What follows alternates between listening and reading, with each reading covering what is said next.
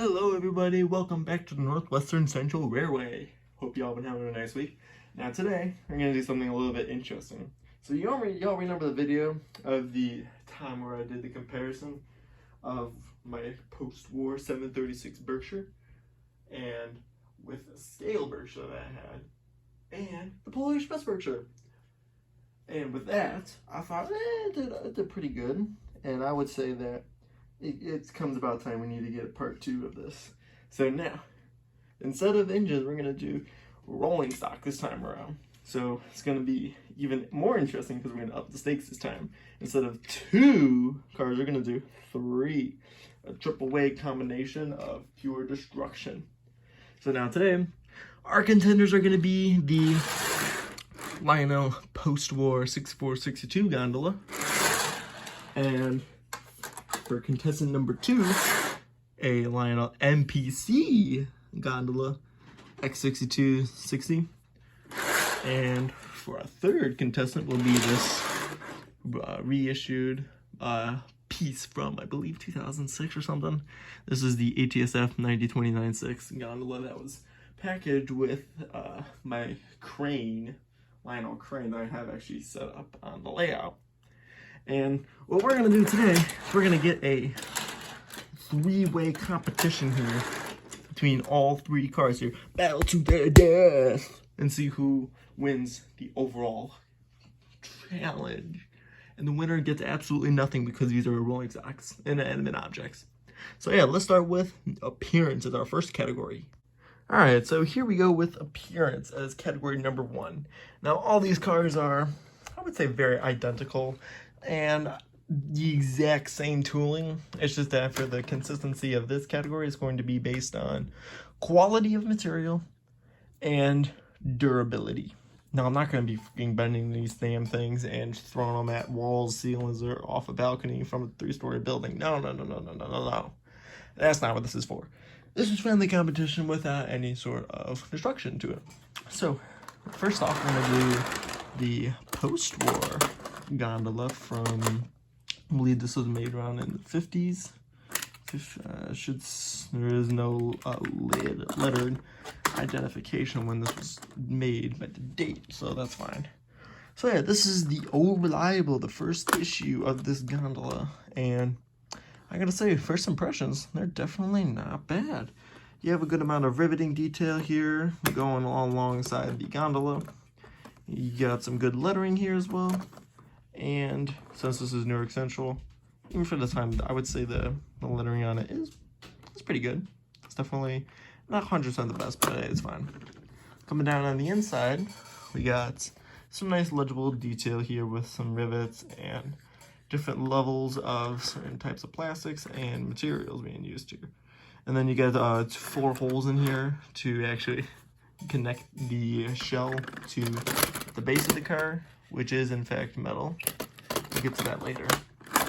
And this design will pretty much stay the exact same for about the 40 years of this lifetime here, or actually 60 because this is reissued several times. But I'm looking at it, it's definitely, it's sturdy with the metal base on it, with a chassis that is oh so gloriously made of die-cast metal. The shell is quite nice, and since it's the gondola, you got a lot of play value in it because you can put cars in here. They're doing great. You could fit some coal if you wanted, or to make things even more interesting with the play value. You can add any other toys with it. You can add Legos. You can add this minifigure, or you can put your children in it. It's whatever you decide to do with it. But yeah, it's definitely pretty good. No, even for when I got this for, I believe it was $10. There's not a lot of scratches on this thing. I'm trying to keep the cool weathering effect on it because I believe when I did buy it, they did say it was weathered. I don't know where though, but yeah. Here comes the other side of it. When the ends, it's not bad. It'd be cool if the parts were actually detachable, where you can actually flip this flap open on the side, and then you can, if you have, like, for example, cars in here, you can push it out through there for unloading purposes. It's not bad, it really isn't. coming down to the bottom of it, this is where things really get interesting. You have the really nice, oh so glorious post-war truck configuration with die-cast metal wheels, trucks, axles, coupler, and you do have an operating electric coupler. Not the one with the coil on it, because this is not from the early 40s. And the coupler strength on it, of course, it is all metal. It is definitely very, very strong, and probably could put maybe about 2 pounds behind these cars, and it'll hold its strength for the dearest of its life. So yeah, that was for category 1 of the post-war gondola. Now let's move on to the NPC car. Alright, now we move on to the NPC car, or more formally, going from good to bad.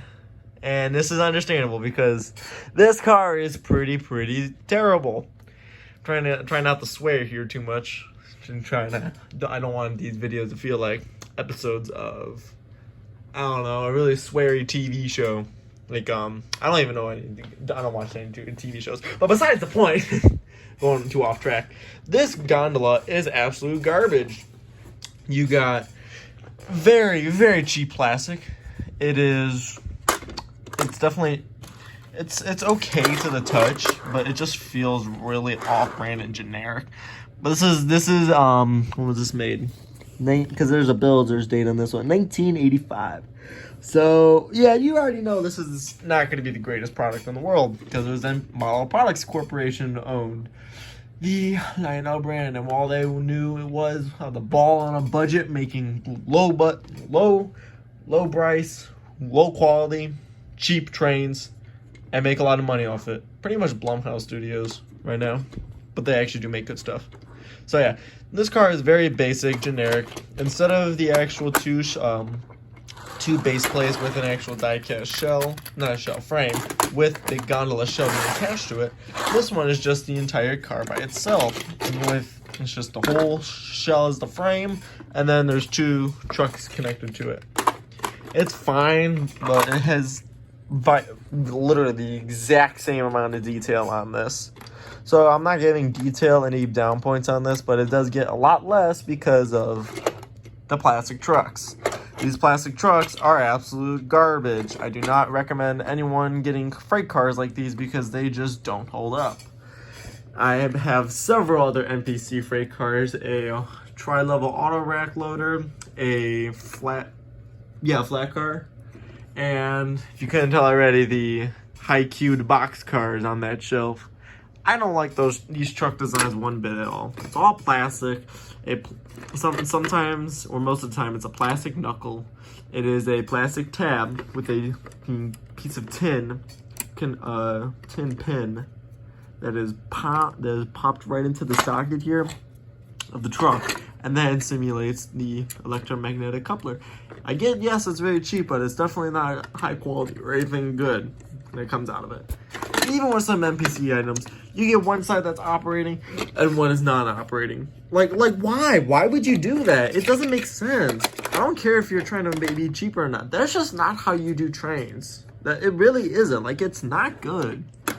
But besides all the negative stuff, I do like the gray color, and even though this is a little bit dirty, I would still prefer to have the original, would equal that the original 64-62 lettering on this gondola.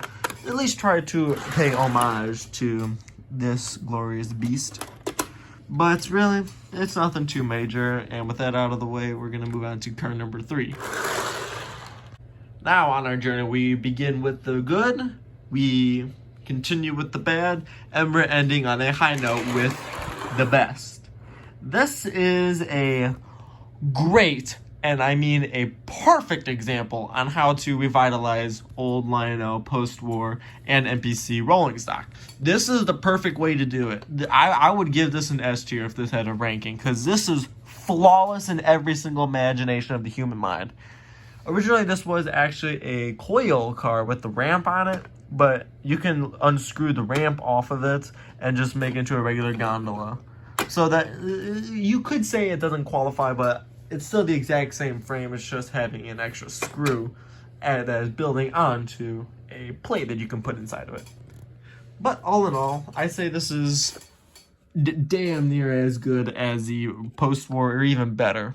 And I say better, I mean it is way better.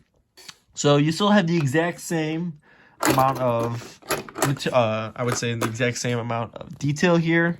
And since this was made in 2008, it looks like, yeah, 2008, you got all the high-tech features back on every single piece of rolling stock. You got quality plastic. You got what, in my opinion, is the greatest invention Lionel's ever made in any part of freight car and rolling stock or engine.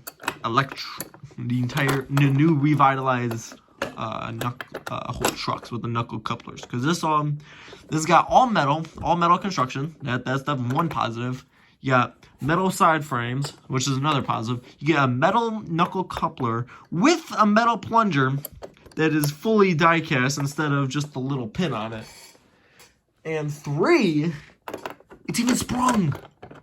Like, it has sprung ability, so the thing can actually maneuver a lot more desirable curves or inclines or declines at a much better rate. Unlike the MPC or the post-war, even though I still think the post-war is really good. Yeah, they tried their best. I don't even know if they did a sprung prototype coupler on their old rolling stock, or at least on an engine, but that's just me. But bringing this into the modern age with those, I would say, good stuff. I'm trying to find the right words to describe it with, because there's not too much to say without going on too far of a rant. But really, this is a really good car. And I feel like that if anyone wants to buy this for a cheap price, I would say maybe under 10 bucks. I'd say go for it, because you're going to get a lot of value for money here and a lot of durable materials and hours of fun with this. But now, since we got through all 3 cars in category 1, we're going to go see on category 2, maneuverability. Alright, so maneuverability is going to be pretty much the category on how good does these freight cars actually roll on the wheels. Because usually I don't 100% like to use oil on my cars, because one time I did oil up the car, and the oil on it inside of the wheels that I was trying to make it go, it got dried up, and it made the wheels on it very stiff and very difficult to move with. And so I feel like it just drags along the track. But for this test, I'm just going to put like full-blown shove this thing off the track, and we're going to see if it can make the curve, which I believe that is a 054 radius curves there. We all got 4 or 5 there. So it's not 100% a half circle. But we're going to see if we can make it all the way to the Pensy station over there, or at least before the tunnel entrance, without derailing. Alright, we got another jump cut there. We're going to see how this goes, and if it does derail, you're going to get some good footage here. So here we go. We're going to start off with the post-war gondola in 3, 2, 1, go! Okay, well, obviously that did not go over so well, because as you saw, the gondola did, in fact, derail on the track. And did make a good amount of damage here, so I gotta go fix that. Please stand by. Alright, so this is what I have determined. I'm gonna make the push a little bit easier as an editor's note, just so I don't want it to fly off the rail and damage the Lego houses that are sitting on the view over there in the distance. And I just want to see what would happen if I could have a little bit less of a shove so it doesn't go off the rail that way. So let's take it again. 3, 2, 1. So it didn't derail, that's good. But we made it to the first freight station over there. No, not a first passenger station. So that's not bad. That's definitely pretty good. Now we're going to move on to the MPC gondola. So let's get ready into position for that. And hold on 1 second. I say 1 second because I did move the gondola, the post-war one, so it wouldn't interrupt the durability or the performance of the MPC one. So same shove, but it's going to be a little bit more interesting because this is very lightweight. There's no metal on this thing whatsoever besides the actual wheels. So we're going to see how this goes. In 3, 2, 1, go!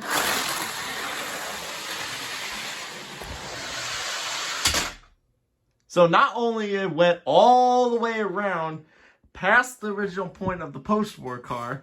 It went past my original goal of going past the Pennsy station. It went through the tunnel and even said hello to my 736 on the other side.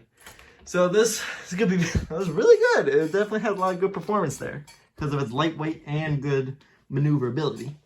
So now we got that out of the way. I don't think I need to move the car because I don't know how this one's gonna do. This new car is gonna get some competition. But now we're gonna go on to the ATSF for the 2008 reissue, and we're gonna see how this one goes in 3, 2, 1, go! It's going. Uh-oh. So even though it did affect the performance of the reissue car, it still made it to the exact same point. So I would say the winner in this case, since there's a full-blown tie, I'm gonna move the train on that line, and we're gonna have a little race and see which car can make it around the entire layout. So let's get that going. Alright, so I have moved the train that was on the pending line down there, moved it right over here on the other inner loop on the main line. And obviously what you saw was the performance between the MPC and the reissue, is that they are both pretty fast and squishy. So obviously with the performance with that, it affected on the exact placement where they were going to be. So I moved the engine on the inner line so we can see if we can get another go at this. Now, since this is going to be my sudden death round, we're going to see which car can make it around the entirety of the outside main line on the layout. So we're going to start with the NPC car. Hopefully give us some luck here if it doesn't derail or if it goes all the way around. So let's see what happens in 3, 2, 1, go!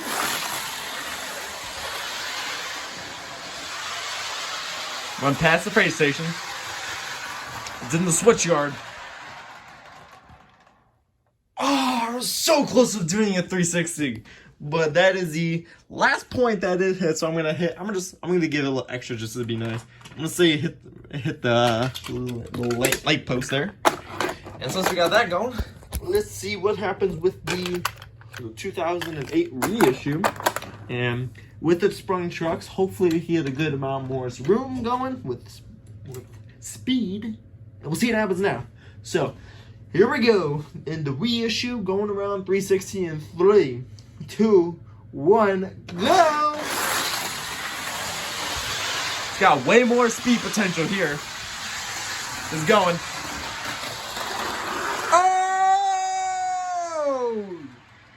Oh, dang! It has the nerve to go full 360 around the entirety layout, but not only that, it went a little further and hit the water tower. So you got our, ladies and gentlemen, we have our winner for maneuverability. I think I forgot to announce your winner for the last category, which was, I believe was design or looks. I'm going to give round 1's winner to the post-war gondola, and round 2, the 2008 reissue. So let's get all the extra cards together, and we're going to see what other mystery. I'm going to do a little bonus round here and see what other cards I can, or at least other category I can figure out for this epic challenge. Alright, so I'm not 100% sure what my final bonus round is going to be yet, but I'll tell you right now, you know that card's amazing. It really is. It's going to be a 1v1 challenge between our two competitors with points, the post-war and the reissue. So, I think the only option I do have is a destruction test. So we're gonna see what comes up with that, and hopefully it's not too bad. But yeah, we're gonna see what happens. So let's get on with our bonus round, destruction durability. Alright, so I think I know what my last category is gonna be for the bonus round. Is the deciding factor, sudden death. Who's gonna win this?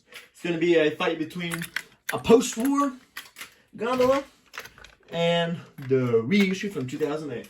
So, I've came up with probably the most slightest bit of, I would say, confidence with this one, because I don't think this one's gonna go over well. But we're gonna do a durability test, and we're gonna see what happens, or what type of damage these cars are going to ensue when I shove them at this hopper that I am graciously decided I'm going to trash because I do not like NPC items at all. And this one is definitely showing that by itself. So what I'm going to do, I'm just going to shove a gondola from the milk station, or actually, better perspective from this, I'm going to be starting from there. I'm going to move all the way to here, and it's going to be at the bank. So we're going to start from, let's say from the front of the bank. So that's going to be our starting point from this switch and the bank. We're going to push the car, go over there, see what happens, and there you go. I think for this test, for durability wise, we're going to see two criteria. One, how much damage the thing ensued. The lesser of the few will win. And another one is how far can you launch this piece of crap. So let's see how far this ensued damage will occur. I'm going to start with the post-roll one first because I don't feel confident about this at all. This is going to be interesting though for the viewers though. But yeah, here we go. This is going to be the post-roll gondola. I'm going to shove the thing not as hard as I can because it's going to fly off the track. But I'm going to give it a good force, probably a little bit less from the maneuverability test. But we're going to see what happens here. So, post-roll gondola starting off right now. 3, 2, 1. I did not plan that at all because I just realized there were some pebbles, actually not pebbles, some rocks on the layout, and I did not notice they were there on the track, so we're going to do a take 2 to that. So, take 2, 3, 2, 1. This is not going over well. Alright. Last one, here we go. 3, 2, 1. Alright, well there's that result, even though it took 3 tries. 3rd time's always a charm. So, I'm going to mark it, the distance of where the farthest part of the hopper will go is going to be where I'm going to be marking it with D batteries. So we're going to, there we go. That's some good upper body strength going on right now. So, there's the mark on how far that car go. Now we're going to see what happens with the reissue car. See if it gets farther. Alright, so now we got that going. We're going to do the reissue car next. And just for safety measures, I don't know what's going to happen to the knuckle. I'm going to put the truck inverted so the knuckle is facing away from the piece of crap. I don't want this knuckle to break. I already had it happen a few times with other cars, and I don't want it to happen to this one. So, here we go. No explanation required for this one, and let's go. Reissue test in 3, 2, 1. It definitely went farther, I'll tell you that. So, who's deciding winner? It is... What's right there? It is the reissue from 2008. Let's go. And just because for Goofy, yeah. There we go. Alrighty, so there has been our winner of the day, the Lionel 2096 reissue gondola with the special edition of super durability. I'm gonna invert this truck back. There we go. There we go. It is gonna be the best of all the 3 gondolas that is won in these 3 categories, and I will say that this is the one that I would say everyone could go for. But yeah, I just want to make a quick little fun video just to show off the durability and another competition between these cars. Comment down below what cars you want me to do next, or what engines. And no, they will not be involving destruction, because you know those are really nice and valuable that I do not want to break those. But when it comes to cheap cars, I'll think about it. But yeah, that is all for this video. Like, subscribe. If you want to comment, go ahead and see what recommendations you want to go for next video. So yeah, that's going to be the Northwestern Central Railroad signing off. Have a very, very nice day.